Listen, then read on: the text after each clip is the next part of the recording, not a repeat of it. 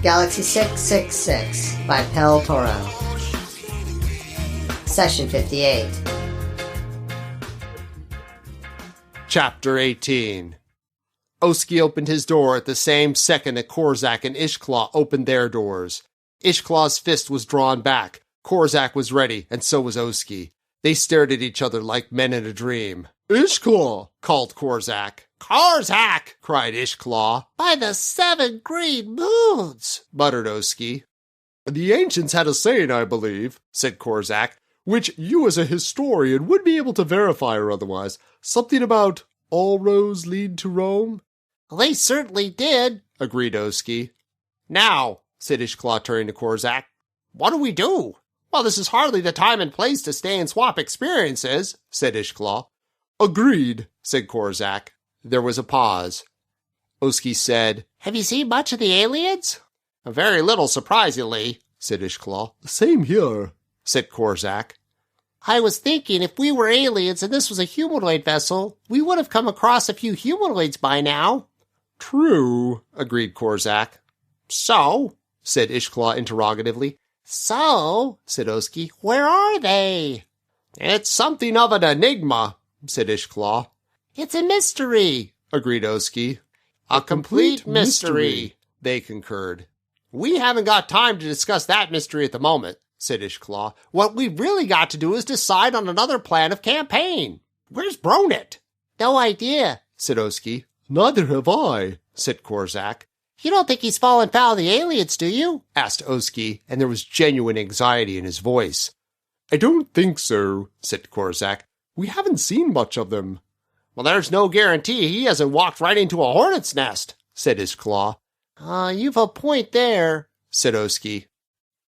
"Do you think we ought to go and look for him?" said Korzak. "Shall we keep together this time?" asked Ishklaw. Oski looked at Korzak before replying. "Bit of a problem," he said. "We didn't have much trouble eluding them when we were separate." "Perhaps it might be the best thing, then," said Ishklaw with a sigh. Oski looked at him.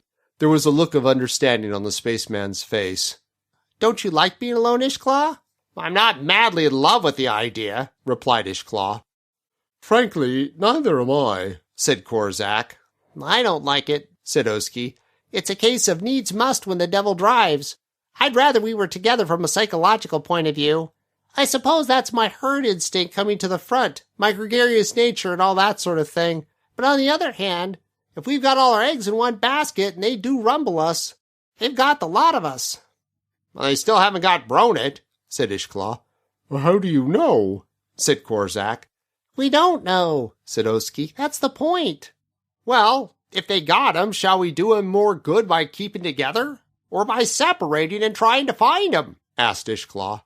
"If one of us finds him," said Korzak, "he'll be able to effect a rescue. On the other hand, what's the point of finding him? We found each other, but we're no further forward. We didn't need to separate and go on an exploratory tour if the only purpose had been to come together again." "Seems to me rather like fate or providence," said Ishklaw. "Does in a way," said Korzak. "I'm not sure whether I believe in fate or providence," said Oski. "It depends on whether you give them a capital letter or a small letter." "Bronit does." "Bronit's a pretty deep character," said Oski. There was a pause. "Well, what are we going to do?" demanded Korzak. There was a sudden clang from the door through which Oski had entered. It clanged shut. There was a grating sound as if a mechanism were being thrown home. They looked around swiftly. The clang had distracted their attention. There was another clang, and another. The doors through which Korzak and Ishklaw had entered had also been slammed and secured in the same way. "Blast!" said Oski. "They got us!"